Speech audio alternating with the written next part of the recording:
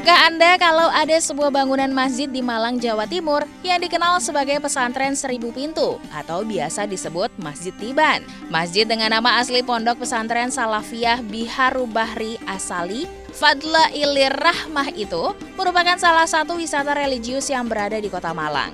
Tepatnya berada di Jalan Kiai Haji Wahid Hashim, Gang Anggur RT 27 RW 6, Sanan Rejo.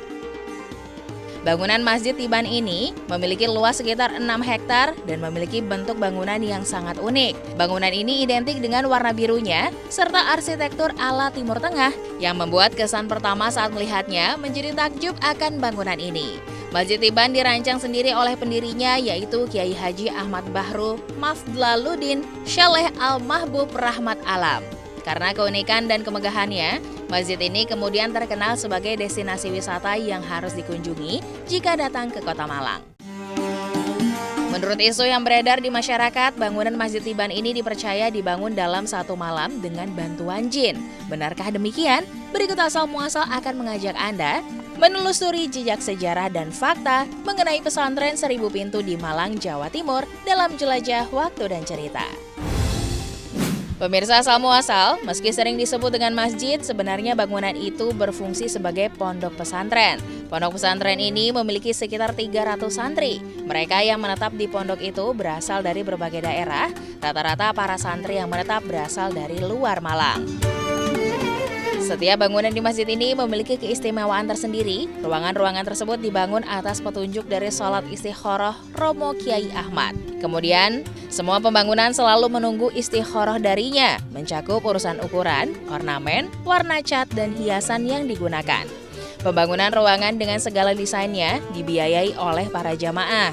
Mereka mengerjakan secara gotong royong sesuai kemampuan, ada yang hanya membantu dengan tenaga, ada pula yang membantu dalam bentuk biaya. Menariknya, terdapat mitos-mitos yang tersebar di antara masyarakat yang tinggal di sekitar Masjid Tiban. Masjid sekaligus pondok pesantren ini dipercaya dibangun oleh ribuan pasukan jin. Masjid itu dipercaya tiba-tiba muncul di tengah pemukiman padat penduduk. Konon, masyarakat sekitar juga tidak pernah mengetahui aktivitas pembangunannya. Karena itu, masyarakat sekitar kemudian menyebut sebagai Masjid Tiban, artinya masjid yang muncul secara ajaib, tiba-tiba, dan bernuansa kegaiban. Bahkan diyakini dibangun dalam waktu 1 malam. Tentu saja hal itu hanya mitos belaka. Faktanya, area pesantren yang sekarang luasnya lebih dari 6 hektar ini dibangun secara bertahap. Pihak pesantren sendiri lewat keterangan tertulis di ruang informasi menjelaskan bahwa yang membangun masjid ini adalah santri serta jamaah yang mulai dirintis pada tahun 1963. Pengunjung yang datang umumnya penasaran dengan model desain dan arsitekturnya yang terbilang unik dan khas. Menurut warga sekitar pesantren, pernah ada ketakutan pengunjung saat masuk ke area pesantren Biharu Bahri As-Soli Fadla Ilir Rahmah. Kebanyakan dari mereka khawatir bisa tersasar atau bahkan hilang ketika berjalan di lorong-lorong di dalam pesantren yang gelap. Memang, keunikan dari tempat wisata religi di Malang ini adalah bentuk bangunannya yang tidak beraturan, kamar dan lorongnya banyak dilengkapi dengan furnitur yang mewah. Tidak heran jika ada yang menjulukinya sebagai Masjid 1000 Pintu. Meski nampak menakutkan, namun sekarang telah ada petunjuk arah serta nama di setiap ruangannya, sehingga para pengunjung tinggal mengikutinya saja. Masjid ini sendiri dibangun bertingkat hingga 10 lantai. Tingkat 1 sampai dengan 4 digunakan sebagai tempat beribadah dan kegiatan para santri lainnya. Sedangkan lantai 6 dijadikan seperti ruang keluarga. Lalu pada lantai 5, 7, dan 8 terdapat toko-toko kecil yang dikelola oleh para santri wanita. Toko-toko itu menjual berbagai macam makanan ringan dengan harga murah, serta peralatan sholat seperti sajadah, jilbab, tasbih, dan lain sebagainya. Selain itu, di dalam komplek masjid itu juga terdapat berbagai jenis binatang, seperti kijang, monyet, kelinci, hingga aneka jenis ayam dan burung. Di pesantren ini ada satu ruangan yang memiliki kolam di dalamnya. Jika Anda melihat langsung ke bagian dasar kolam, Anda mungkin akan melihat koin-koin yang berserakan di dalamnya. Kabarnya koin itu dilemparkan ke kolam tersebut agar doa-doa para pengunjung terkabulkan. Meskipun pihak pesantren telah memasang larangan untuk melakukan hal itu, namun masih saja ada segelintir pengunjung yang nekat mencemplungkan koin ke dalam kolam.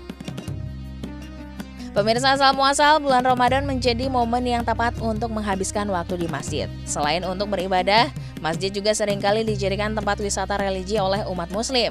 Tak terkecuali di Masjid Tiban, saat bulan Ramadan, masjid ini memang selalu menjadi primadona bagi wisatawan yang ingin beribadah sekaligus melakukan wisata religi.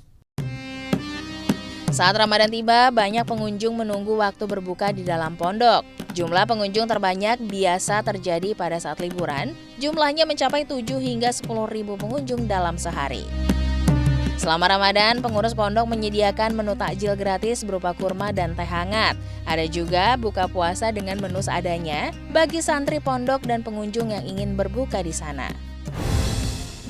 Ketika bulan suci Ramadan tiba di Masjid Tiban, terdapat berbagai kegiatan untuk mengisi hari di bulan yang berkah bagi umat Islam ini. Kegiatan tersebut diantaranya sholat tarawih, nuzulul Quran, hingga pondok Ramadan. Seluruh rangkaian kegiatan hanya dilakukan di lingkungan pondok. Meski begitu, masyarakat dan pengunjung bisa mengikuti kegiatan tersebut. Masjid Tiban melayani para wisatawan yang ingin berziarah atau berwisata selama bulan Ramadan. Selain itu, masjid yang berada di kawasan pondok pesantren ini juga membuka kelas khusus belajar ilmu agama melalui program pondok Ramadan sejak 4 tahun terakhir. Selain santri, banyak jemaah yang juga ikut menginap untuk belajar ilmu agama. Para santri maupun jamaah sangat antusias mengikuti program selama Ramadan. Karena selain belajar, mereka juga bisa beribadah dan berwisata religi di tempat ini. Program Pondok Ramadan diikuti oleh santri yang mayoritas adalah anak usia sekolah, dilaksanakan selama 28 hari penuh dengan materi yang diberikan yaitu seputar ilmu Al-Quran dan fikih. Pemirsa asal muasal, bagi Anda yang tertarik untuk mengunjungi Masjid Tiban, Anda tidak perlu khawatir karena untuk masuk dan menikmati suasana di Masjid Tiban tidak dikenakan biaya alias gratis. Namun bagi Anda yang membawa kendaraan akan dikenakan tarif parkir, di mana untuk motor seharga Rp2.000 dan untuk mobil seharga Rp5.000. Masjid Tiban buka setiap hari selama 24 jam sehingga Anda dapat berkunjung kapanpun saat Anda inginkan. Selain di Masjid Tiban, ada beberapa pesantren lainnya yang memiliki keunikan pada bangunannya, salah satunya Pondok Pesantren Perut Bumi Al-Maghribi di Tuban, Jawa Timur. Jika biasanya pesantren dibangun di atas tanah layaknya bangunan lain, namun ada yang berbeda dan unik dengan pondok pesantren ini, yaitu pesantren ini dibangun di bawah tanah sejak 2002. Sesuai dengan namanya, hampir semua bangunan pesantren yang dibangun oleh Kiai Haji Subhan Al-Mubarok itu berada di perut bumi atau di dalam tanah. Berkat keuletan dan keterampilan sang pendiri, lubang gua yang terdapat di lahan perbukitan kapur bekas tempat pembuangan sampah disulap menjadi pondok pesantren yang unik. Lahan seluas 3 hektar itu pun menjadi bangunan yang lengkap dengan berbagai fasilitas dakwah maupun mengaji. Sejak didirikan, pesantren ini telah memiliki puluhan santri dari berbagai daerah di Jawa Timur, seperti Nganjuk, Bojonegoro, dan Lamongan. Sebagian besar santrinya adalah mantan penjahat dan pecandu narkoba yang telah bertaubat. Kemudian ada lagi sebuah pondok pesantren di Rembang, Jawa Timur, yaitu Pondok Pesantren Kauman. Pondok pesantren ini memiliki arsitektur yang unik, bernuansa Tionghoa, bahkan pos penjagaan yang terletak di jalan masuk Pondok Pesantren Kauman dibangun menyerupai kelenteng tempat ibadah umat Konghucu. Pondok pesantren ini diberi nama Kauman karena merupakan satu-satunya pesantren yang ada di kawasan Kauman, Desa Karangturi, Kecamatan Lasem, Kabupaten Rembang. Hal ini sesuai dengan kebiasaan para kiai terdahulu yang memberikan suatu nama sesuai wilayahnya. Pesantren Kauman berdiri pada bulan Ramadan 1424 Hijriah atau tepatnya pada 21 November 2003. Awalnya pondok pesantren ini hanya memiliki 3 santri putri dan 2 santri putra. Pos penjagaan di Pondok Pesantren Kauman didominasi warna merah dengan papan nama pondok pesantren digantung di salah satu sisi atapnya. Tulisan Mandarin dan Arab pun menghiasi dinding pos penjagaan. Tulisan itu berisi anjuran untuk menjaga hubungan baik dengan tetangga. Bukan hanya di pos penjagaan sebagai pintu gerbang masuk pesantren, nuansa Tionghoa juga sangat terasa di dalam pondok pesantren ini. Nah pemirsa, itulah beberapa fakta mengenai pesantren 1000 Pintu di Malang, serta pesantren lainnya yang memiliki bentuk arsitektur unik. Semoga bermanfaat ya pemirsa.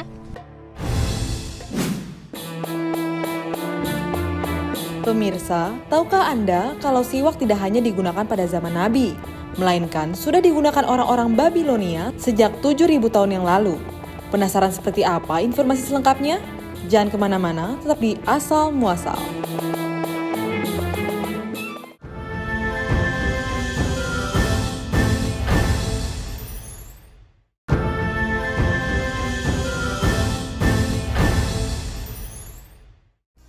Seneng banget nih kayak nyaman.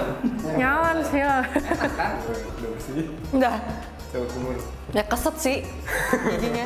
Pemirsa, rasanya kata siwak sudah tidak asing lagi di telinga kita. Namun ternyata masih banyak anak muda zaman sekarang yang tidak mengetahui apa itu siwak. Siwak adalah sikat gigi alami yang merupakan dahan atau akar dari pohon Salvadora persica. Biasanya, siwak sangat erat dengan budaya Timur Tengah dan kaum muslimin. Bersiwak merupakan salah satu kegiatan sunnah Nabi Muhammad SAW yang baik dilakukan sebelum wudhu dan sholat. Namun, tahukah Anda bagaimana sejarah asal-muasal siwak digunakan sebagai pembersih mulut dan gigi? Untuk itu, asal-muasal akan mengajak Anda menelusuri jejak sejarah di balik siwak dalam jelajah waktu dan cerita. Pemirsa asal muasal, pamor siwak selama ini mungkin lebih terdengar akrab di telinga orang-orang muslim. Bagaimana tidak, nama batang pohon asal tanah Arab ini cukup sering malang melintang dalam kisah-kisah Nabi zaman dahulu sebagai sikat gigi alami. Menggunakan siwak sebagai sikat gigi merupakan anjuran Nabi. Dalam kitab-kitab hadis, tercatat Nabi Muhammad SAW tak hanya sekali menganjurkan umat muslim untuk bersiwak. Ada beberapa hadis terkait siwak, salah satunya yang paling terkenal adalah yang diriwayatkan oleh Imam Bukhari dan Muslim. Siwak membersihkan gigi dan ini menyenangkan Allah. Setiap kali Jibril mengunjungiku, dia menyuruhku menggunakan siwak. Hingga aku pun khawatir bahwa menggunakan siwak diwajibkan. Seandainya tidak khawatir akan membebani atau merepotkan umatku, aku akan mewajibkannya.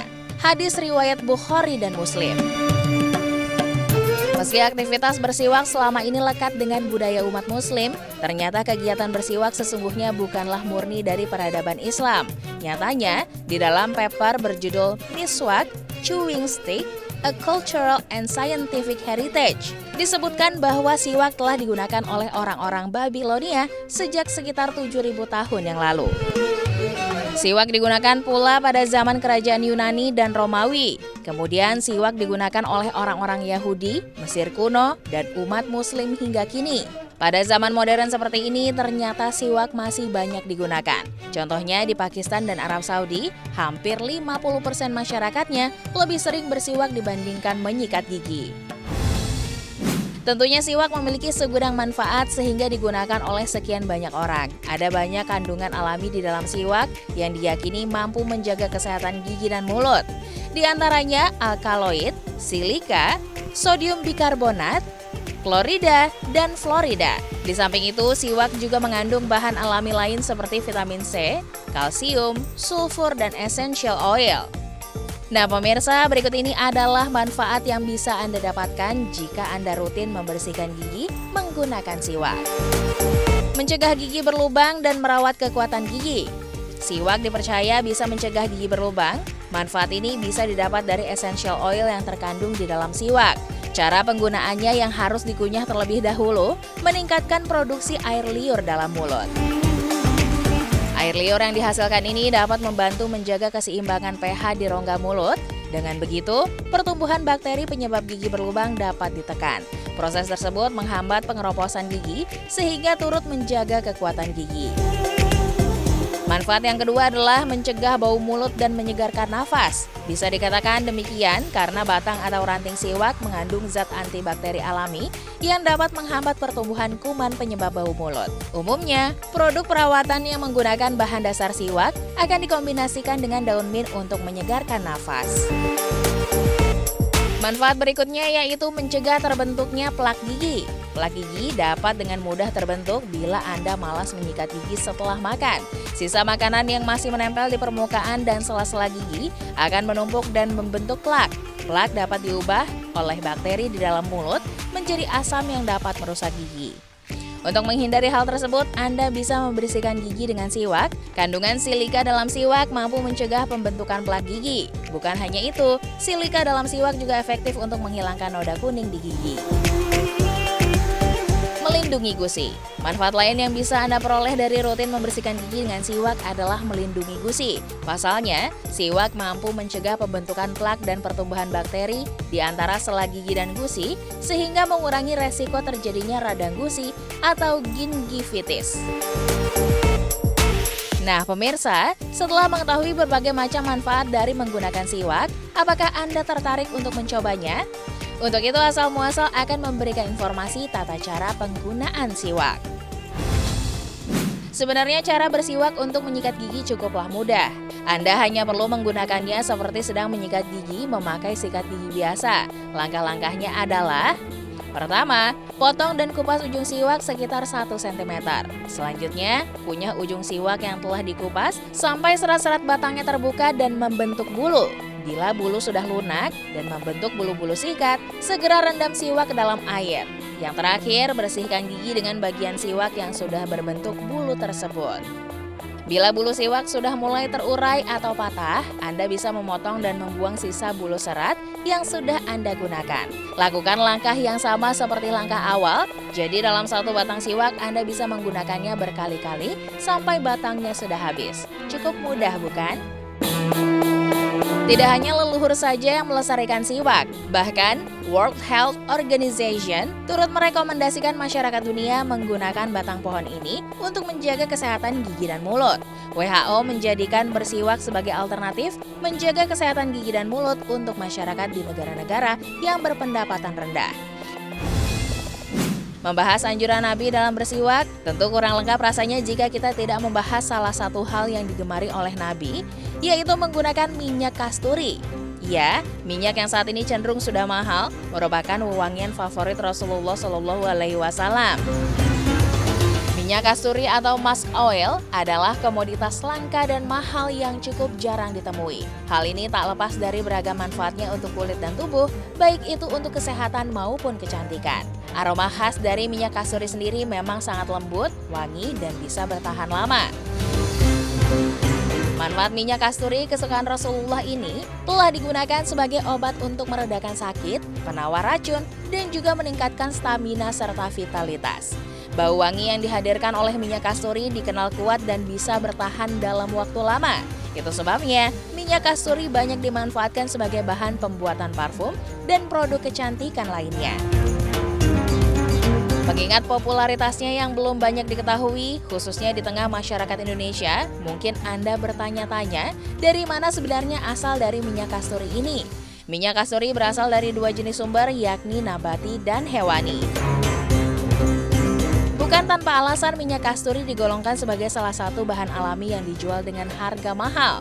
Sebab, di samping minyak kasturi memiliki aroma khas, minyak kasturi juga menyimpan segudang manfaat untuk kesehatan tubuh dan kulit.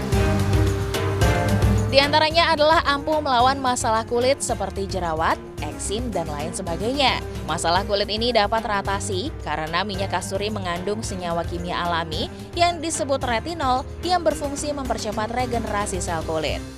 Selain itu, minyak kasturi juga dapat mencegah kulit kering, mengurangi keriput, memudarkan stretch mark sebagai bahan dasar aromaterapi, dan bermanfaat sebagai antiseptik. Wah, banyak sekali manfaat yang bisa didapatkan dari minyak kasturi ini ya pemirsa. Untuk harganya sendiri, satu botol berisi 12 ml minyak kasturi ini bisa dibanderol hingga Rp4.500.000. Harga tersebut berdasarkan oleh kualitas yang diberikan. Jika Anda ingin mencobanya, Anda bisa mencoba botol dengan isi lebih kecil yaitu 3 ml dengan kualitas standar dengan harga sekitar Rp175.000. Nah pemirsa, itulah serangkaian informasi menarik mengenai siwak dan minyak kasturi. Semoga informasi kali ini dapat bermanfaat untuk Anda. Lalu, apakah Anda ingin mencoba keduanya? Seperti apakah bagian dalam dari Ka'bah? Saksikan informasi selengkapnya sesaat lagi.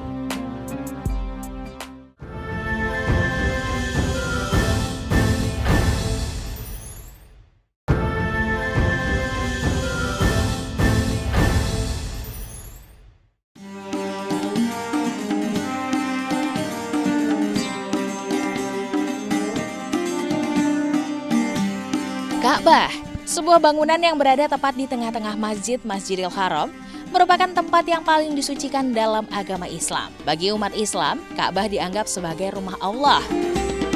Ka'bah juga digunakan sebagai kiblat dalam ibadah sholat bagi seluruh umat muslim di dunia. Selain itu juga, Ka'bah juga menjadi tempat untuk menunaikan ibadah haji, yang paling tidak, ibadah ini dilakukan 1 kali seumur hidup bagi mereka yang mampu. Lantas bagaimanakah kisah dan sejarah awal Ka'bah itu sendiri? Untuk itu Asal Muasal akan mengajak Anda menelusuri jejak sejarah di balik Ka'bah dalam jelajah waktu dan cerita. Pemirsa Asal Muasal, Ka'bah atau yang juga dinamakan Bait al-Atiq atau rumah tua adalah sebuah bangunan yang dipugar pada masa Nabi Ibrahim alaihissalam dan Nabi Ismail. Tempat yang dahulunya hanya sebuah gurun pasir luas yang sangat tandus ini kemudian dirubah menjadi pusat ibadah agama Islam. Meskipun tidak disebutkan secara otentik kapan tepatnya Ka'bah dibangun, namun dalam sejarah terdapat beberapa cerita mengenai awal mula berdirinya Ka'bah. Dan di antara semua versi sejarah Ka'bah yang ada, versi yang paling banyak disepakati oleh para sejarawan menyebutkan bahwa Nabi Ibrahim alaihissalam beserta dengan putranya Nabi Ismail lah yang membangun Ka'bah. Setelah Ka'bah selesai dibangun, Allah kemudian menurunkan firman-Nya untuk membuat Ka'bah menjadi tempat suci bagi umat Islam. Dikutip dari The Great Episodes of Muhammad SAW, karya Dr. Al-Buthi, bangunan Ka'bah awalnya memiliki tinggi 7 hasta dengan panjang 30 hasta dan lebar mencapai 22 hasta tanpa atap. Selain itu, ada juga riwayat lain yang berpendapat bahwa tinggi Ka'bah mencapai 9 hasta. Sesaat sebelum Muhammad diangkat menjadi nabi, bangunan Ka'bah yang pada awalnya dijadikan rumah ibadah bagi agama monoteisme yang merupakan ajaran Nabi Ibrahim telah berubah menjadi kuil pemuja bangsa Arab di mana terdapat sekitar 360 berhala di dalamnya. Bangsa Arab ketika masa jahiliyah menyembah patung-patung sebagai perwujudan Tuhan politeisme. Namun pada akhirnya Ka'bah dibersihkan dari patung-patung berhala ketika Nabi Muhammad SAW membebaskan kota Mekah tanpa pertumpahan darah dan dikembalikan sebagai rumah ibadah agama Tauhid. Seiring berjalannya waktu, bangunan Ka'bah kerap kali direnovasi karena berbagai alasan. Hingga saat ini, total renovasi bangunan Ka'bah sudah dilakukan sebanyak 4 kali. Salah satu barang yang tidak bisa lepas jika membicarakan tentang Ka'bah adalah kiswah. Kain sutra hitam penutup Ka'bah yang dibuat dengan benang emas seberat 12 kg ini pertama kali diperkenalkan oleh Abu Karb Asad pada tahun 220 sebelum Hijriah. Dalam bahasa Arab, kiswah memiliki arti selubung. Meskipun kiswah lebih dikenal dengan warna hitam, namun nyatanya pada zaman Fatimiyin, kiswah Ka'bah pernah berwarna putih. Hal tersebut terus berlanjut hingga zaman Muhammad Subuktain dengan kiswah berwarna kuning. Bagi Khalifah Al-Ma'mun, hal tersebut dirasa mengusik benaknya, hingga akhirnya diputuskan untuk sebaiknya kiswah tetap berwarna hitam dari waktu ke waktu. Setiap tahunnya, kiswah lama akan diangkat, kemudian dipotong-potong menjadi beberapa bagian kecil, yang kemudian dihadiahkan kepada beberapa orang hingga pejabat muslim asing yang berkunjung. Dan di tahun 2017 lalu, Raja Arab Saudi Salman Abdul Aziz Al Saud pernah memberikan kain kiswah sepanjang 2 meter dan lebar 45 cm sebagai cenderamata untuk Masjid Istiqlal. Nah pemirsa, tahukah Anda, bagi sebagian orang kain kiswah dianggap memiliki banyak manfaat. Hal itu dikarenakan kain kiswah merupakan kain suci yang selalu didoakan para jemaah haji. Menjadi kiblat bagi umat muslim di seluruh dunia, serta menjadi tujuan beribadah baik umroh maupun haji. Rupanya, sejak zaman Rasulullah SAW, telah ditunjuk satu keluarga yang akan terus bertugas sebagai juru kunci Ka'bah. Bani Syaibah. Keluarga yang mendapat kehormatan sebagai juru kunci Ka'bah ini juga memiliki kehormatan untuk mencuci dan membersihkan kiswah Ka'bah. Bagian dalam Ka'bah akan dicuci sebanyak 2 kali setiap tahunnya. Pertama, pencucian akan dilakukan pada bulan Sya'ban, dan kedua, setiap tanggal 15 Muharram dalam kalender Islam. Air Zam-Zam dan air mawar akan digunakan untuk mencuci bagian dalam Ka'bah. Jika berbicara mengenai bagian dalam Ka'bah, tidak semua orang dapat memasukinya, hanya orang-orang tertentu saja yang boleh masuk ke dalam sana. Hal inilah yang menjadi salah satu alasan banyak umat muslim yang belum mengetahui bagaimana kondisi di dalam Ka'bah. Jika Anda berpikir di dalam Ka'bah menyimpan benda-benda antik bersejarah yang dikelilingi dengan kemewahan, maka Anda salah besar. Di dalam Ka'bah hanya terdapat 3 pilar kayu berlapis emas yang menyanggah Ka'bah serta sebuah meja kecil yang tingginya hanya selutut. Dan 1 pintu masuk beserta 1 pintu kecil menuju lantai 2. Di dalam Ka'bah kita juga dapat melaksanakan sholat ke seluruh penjuru mata angin.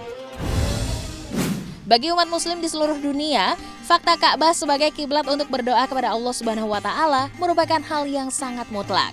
Tak hanya sekedar sebagai patokan arah beribadah, nyatanya Ka'bah menyimpan sejuta misteri yang tidak banyak diketahui oleh masyarakat dunia dan umat muslim itu sendiri. Menurut penelitian yang ditulis oleh Hussein Kamel, keberadaan Ka'bah merupakan pusat atau sumbu dari bumi. Lewat penelitiannya, dapat diketahui fakta bahwa posisi Ka'bah yang berada di kota Mekah, Arab Saudi, ternyata menjadi sumber pusat bumi yang sesungguhnya. Berada di daerah Timur Tengah yang memiliki suhu iklim panas, nyatanya tak berpengaruh pada kegiatan beribadah di sekitar Ka'bah, dikarenakan tingginya gravitasi yang menyebabkan adanya kadar garam yang cukup, serta hawa air zam-zam yang mengalir di bawah Ka'bah, menjadi alasan hawa dingin tetap terasa di sekitar Ka'bah meskipun suhu cuaca sedang tinggi. Menjadi tempat suci terbaik untuk sholat, tawaf, dan berdoa, membuat jumlah jamaah yang melakukan tawaf di Ka'bah seakan tak pernah berhenti. Kecuali jika waktu sholat tiba. Meskipun diguyur hujan ataupun banjir, para jamaah tetap melakukan ibadah tawaf dengan teratur dan tertib. Selain itu, gerakan tawaf yang memutar mengikuti arah jarum jam dipercaya dapat melancarkan peredaran darah hingga menyehatkan tubuh serta panjang umur. Tak hanya Ka'bah saja, Batu Hajar Aswad juga mempunyai sebuah fakta yang tak kalah mengejutkan. Menurut salah seorang mantan pejabat NASA, Hajar Aswad dapat merekam siapapun yang datang mengunjungi Ka'bah. Selain itu, Hajar Aswad juga diduga merupakan jenis batuan yang bukan berasal dari sistem tata surya yang dihuni oleh manusia. Wabah virus corona yang merebak hampir di seluruh negara di dunia membuat Arab Saudi terpaksa menutup perbatasannya guna mencegah penyebaran virus corona. Sehingga pemerintah memutuskan untuk membatalkan keberangkatan jemaah haji tahun 2020. Peniadaan keberangkatan haji tahun ini bukan menjadi hal yang pertama kali dilakukan loh pemirsa. Nyatanya, dalam catatan sejarah, ibadah haji pernah beberapa kali ditutup karena wabah penyakit mematikan lainnya. Seperti pada tahun 1814, terdapat wabah penyakit kulot yang mirip dengan penyakit kusta. Wabah tahun menyebabkan 8.000 orang meninggal dan terpaksa ibadah haji harus ditutup.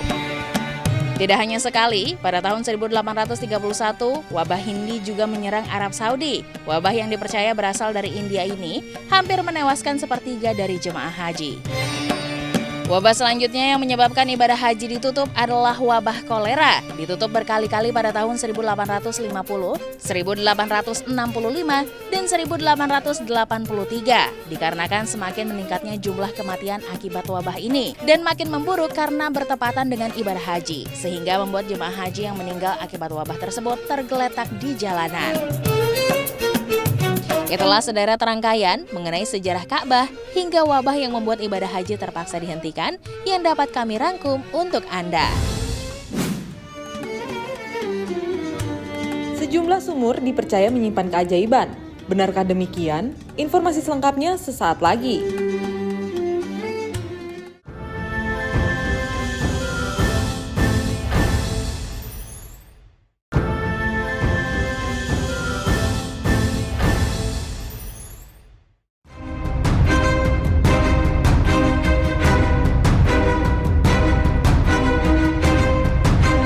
Bagaimana jadinya jika sumur air Zam-Zam ditemukan di Indonesia? Air yang disebut-sebut paling murni di dunia ini ternyata tidak hanya terdapat di Mekah, Arab Saudi. Sebab siapa sangka, kota Cirebon memiliki sumur dengan air yang dipercaya masyarakat setempat memiliki khasiat yang sama dengan air Zam-Zam. Lebih tepatnya, di Masjid Agung Sang Cipta Rasa yang terletak di Kompleks Keraton Kesapuhan. Menurut kisah yang beredar, sumur yang disebut dengan Banyu Cis Sang Cipta Rasa ini dahulunya merupakan tempat berwudu para wali songo, termasuk Sunan Kalijaga dan Sunan Gunung Jati. Uniknya, kedua sumur tidak berbentuk seperti sumur pada umumnya dan lebih terlihat seperti kolam kecil. Meski demikian, masyarakat setempat mempercayai bahwa air dari sumur memiliki sejumlah khasiat, seperti mengobati berbagai macam penyakit serta menjaga kesehatan tubuh. Lantas saja sumur ini dikeramatkan oleh masyarakat sekitar. Dan untuk merasakan khasiatnya, para pengunjung biasanya akan membasuh wajah bahkan meminum air dari sumur. Tak jarang pula, mereka sengaja membawa wadah untuk membawa pulang air ajaib tersebut. Selain sumur air Zam-Zam di Cirebon, terdapat sumber mata air lainnya yang tak kalah menarik. Untuk menelusurinya lebih jauh, asal muasal akan mengajak Anda menelusuri jejak sejarah di balik sumur dan kolam ajaib dalam jelajah waktu dan cerita. Kudus, sebuah kabupaten dan kota di Jawa Tengah yang kental akan nuansa Islam. Maka tak heran jika kota Kudus dijuluki sebagai kota santri. Dan salah satu ikon peninggalan sejarah Islam yang populer adalah Masjid Menara Kudus, tempat di mana Sunan Kudus dimakamkan. Di tempat ini pula, terdapat mitos yang sudah dipercaya secara turun-temurun, yaitu keberadaan sumur yang disebut dengan Banyu Panguripan atau air kehidupan. Menurut mitos yang beredar, Banyu Panguripan berada tepat di bawah Menara Kudus. Ajaibnya, air tersebut dipercaya dapat membuat siapa saja yang meminumnya menjadi awet muda. Tak hanya itu, konon semua makhluk yang sudah tak bernyawa pun dapat hidup kembali dengan cara dimandikan atau diminumkan air ajaib ini. Namun Sunan Kudus akhirnya menutup sumur karena khawatir akan dikultuskan oleh banyak orang. Beralih ke Dieng, kawasan dataran tinggi satu ini memang dikenal akan objek wisatanya yang menawan. Salah satunya adalah Sumur Jalatunda. Uniknya, sumur dengan kedalaman sekitar 150 meter dan berdiameter kurang lebih 80 meter ini merupakan sumur alami yang terbentuk dari aktivitas vulkanik Pegunungan Dieng. Kemudian menyisakan cekungan dan lama-kelamaan terisi dengan air hujan. Selain kisah terbentuknya sumur, ada pula legenda yang dipercayai oleh masyarakat setempat. Konon sumur Jalatunda merupakan pintu menuju bumi lapis ke-7 atau Saptro Pratolo. Versi lain mengatakan bahwa cekungan sumur merupakan jejak kaki tokoh pewayangan Pandawa yang saat itu sedang marah dan menghentakkan kakinya ke tanah, hingga terciptalah lubang yang amat besar. Di balik kisahnya yang masih menjadi perbincangan, ternyata sumur raksasa ini juga menyimpan sejumlah misteri, hingga disebut-sebut sebagai sumur ajaib. Jika ada yang mampu melempar kerikil hingga melintasi sumur ke sisi seberang, dipercaya harapannya akan terkabul. Dari mitos inilah, nama Jalatunda diambil. Jala memiliki arti jaring, sedangkan Tunda berarti belum terlaksana. Dapat dikatakan sumur Jalatunda menampung segala permintaan yang selama ini tertunda. Tak hanya sumur, beberapa sumber mata air juga dipercaya memiliki keajaiban tersendiri. Berikut asal muasal merangkumnya untuk Anda. Pertama, surga kecil yang tersembunyi di Kabupaten Bandung Barat. Kolam Sendang Gelis Kahuripan saat ini menjadi salah satu destinasi wisata pilihan bagi para wisatawan. Bagaimana tidak, airnya masih sangat jernih dan dikelilingi oleh rimbunya pepohonan. Belum lagi, letaknya yang berada di tengah perbukitan dan persawahan membuat suasana asri dan alami masih sangat terasa. Tak heran jika tempat wisata ini nampak indah dan eksotis. Di balik keindahannya, air dari kolam tersebut dipercaya memiliki sejumlah manfaat. Konon, saking jernihnya, kandungan oksigen dalam air sangatlah tinggi, sehingga kolam ini dipercaya sangat bagus untuk kesehatan kulit. Terutama bagi Anda yang menginginkan kulit mulus dan cantik. Bahkan dapat membuat tubuh menjadi awet muda loh pemirsa. Selain itu, beredar pula mitos mengenai kejernihan dari kolam Sendang Gelis Kahuripan. Konon meskipun didatangi banyak pengunjung, kolam ini tidak pernah keruh. Bahkan saat hujan deras sekalipun, air di dalam kolam tetap terlihat bening bagaikan kristal. Dipercaya banyaknya pepohonan rindang berusia ratusan tahun yang menyebabkan keadaan kolam selalu bersih. Namun tak hanya di Indonesia, sebab Jepang pun juga memiliki kolam yang tak kalah unik, yaitu kolam darah. Seperti namanya, Blood Pond Hot Spring memang memiliki warna semerah darah. Lantas saja kolam air panas alami ini menjadi destinasi wisata pilihan karena disebut-sebut sebagai salah satu fenomena alam unik di dunia. Sebenarnya warna merah darah tersebut berasal dari kandungan zat besi tinggi yang bercampur dengan air panas. Belum lagi suhu air diperkirakan mencapai 90 derajat Celcius.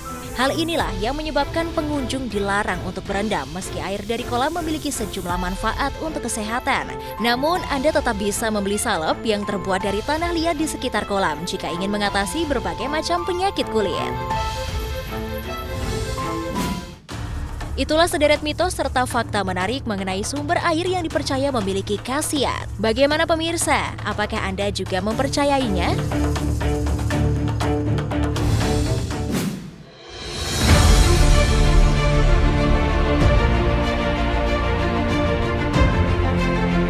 Pemirsa asal muasal, gaya hidup sehat saat ini memang tengah digandrungi sebagian masyarakat dunia. Dan jus menjadi salah satu minuman sehat yang banyak dikonsumsi. Selain menyehatkan, biasanya harga dari jus masih terjangkau. Namun berbeda dengan jus satu ini, di mana dibanderol dengan harga fantastis layaknya wine. Adalah jus apel bermerek Kiesener Swiss, di mana harga per botolnya mencapai 117 juta rupiah. Yang membuatnya dibanderol dengan harga selangit bukanlah karena isi jusnya, melainkan karena desain botolnya yang dibuat tahun 1942 dan menjadi satu-satunya jus apel satu itu. Menariknya lagi, belum ada informasi bahwa tutup botol jus apel tersebut pernah dibuka. Tak hanya mempunyai harga yang fantastis, ada juga beberapa jus yang dibuat dengan bahan-bahan yang tak lazim. Lantas apa sajakah itu? Untuk itu, asal muasal akan mengajak Anda menelusuri jejak sejarah di balik jus dengan bahan dasar tak lazim dalam jelajah waktu dan cerita. Pemirsa asal muasal, jus dengan bahan dasar tak lazim yang pertama berada di negara Peru. Jika berkunjung ke negara ini, maka Anda akan menemukan jus ikan yang dijadikan salah satu menu sarapan warga Peru. Jus ikan atau leche de tigre sendiri juga sering disebut sebagai susu macan karena memiliki warna putih pucat seperti susu. Padahal jus ini sebenarnya tidak terbuat dari susu, melainkan dari daging ikan mentah yang dihaluskan bersama dengan daging seafood serta bumbu-bumbu lainnya. Inilah yang membuat leche de tigre terlihat seperti susu. Penduduk lokal Peru meyakini jika sarapan dengan leche de tigre akan memulihkan kondisi tubuh serta terlihat lebih awet muda. Masih berada di Peru, tepatnya di pegunungan Andes, terdapat juga jus unik yang bahkan bisa dikatakan lebih ekstrim. Jus kodok atau yang biasa disebut oleh masyarakat setempat sebagai Viagra perunia. Jus ini dipercaya memiliki khasiat untuk menyembuhkan penyakit asma ataupun bronkitis serta dapat meningkatkan libido. Jus ini terbuat dari katak air yang berada di Danau Titicaca. Sayangnya, sejak tahun 2004, kodok berjenis Stelmatoboeus chilius ini terdaftar sebagai binatang yang terancam punah oleh Persatuan Internasional untuk Konservasi Alam. Nah, untuk membuat jus kodok khas Peru ini dibutuhkan 1 ekor katak hidup. Lalu katak tersebut akan dihantam ke meja sampai mati. Barulah nantinya dikuliti dan dihaluskan bersama dengan bahan-bahan campuran lainnya seperti wortel, akar tanaman macam Peru, dan madu. Meskipun penjualannya sudah dilarang, namun masih banyak pasar gelap yang menjajakan minuman ini. Hal itu tak terlepas dari tradisi maupun budaya yang mempercayai pentingnya mengkonsumsi jus kodok sebagai warisan nenek moyang mereka. Meski demikian, belum ada bukti ilmiah yang menyatakan bahwa jus kodok benar-benar berfungsi sebagai obat. Beralih ke Amerika Serikat, tepatnya di downtown Miamisburg, Ohio. Terdapat salah satu toko bernama Grandpa Joe's Candy Shop yang selama puluhan tahun ini membuat minuman bersoda dengan tampilan kuno. Secara mendadak, justru mencetuskan ide unik yang membuat jus soda acar. Minuman ini terbuat dari jus acar asli dan gula tebu. Memiliki cita rasa yang asin dan berkarbonasi, minuman ini dibanderol dengan harga $2,5 atau sekitar Rp35.000 per botolnya. Bila berkunjung ke Ohio, Amerika Serikat, mungkin jus acar ini bisa dijadikan alternatif oleh-oleh untuk dibawa pulang. Pemirsa asal muasal, kabarnya pembuatan jus pertama kali ditemukan dari naskah Laut Mati yang ditulis tahun 150 sebelum Masehi sampai 70 Masehi. Dalam naskah tersebut dijelaskan bahwa buah delima dan buah ara yang ditumbuk kemudian diperas dipercaya dapat meningkatkan kesehatan dan kecantikan. Lalu di tahun 8000 sebelum Masehi, sekelompok pembuat anggur menjadi bukti adanya proses produksi jus. Meskipun proses produksinya lebih ke arah pembuatan wine, jus yang sering diolah saat itu adalah lemonade yang muncul pada abad ke-16 di Italia. Setelah terinspirasi dari Timur Tengah, jus jeruk kemudian mulai dipasarkan pada abad ke-17. Minuman jus atau sari buah sendiri merupakan suatu produk olahan berbahan dasar buah-buahan yang kaya akan kandungan gizi serta memiliki rasa yang menyegarkan. Biasanya, sari buah yang populer dikonsumsi sebagai minuman ini dibuat dari beberapa campuran buah dan sayur yang kemudian diblender bersama sedikit air. Hal ini bisa menjadi salah satu alternatif untuk mengkonsumsi buah dan sayur secara praktis, tanpa mengurangi manfaat vitamin dan mineral dalam buah atau sayuran tersebut. Menariknya, kini minum jus juga dapat dijadikan sebagai terapi untuk menurunkan berat badan loh pemirsa. Pada tahun 1920, seorang ilmuwan asal Jerman bernama Max Gerson berhasil mengembangkan terapi diet vegetarian dan jus dari bahan segar. Dan hingga kini, karyanya masih dikembangkan di Gerson Institute. Selain untuk menurunkan berat badan, jus juga memiliki beragam manfaat lainnya, seperti meningkatkan kekebalan tubuh, menjaga kesehatan kulit, serta dapat mendetoks racun dari dalam tubuh. Sehingga sebagian orang lebih suka meminum jus secara rutin dibandingkan mengkonsumsi vitamin atau suplemen, karena dinilai lebih alami.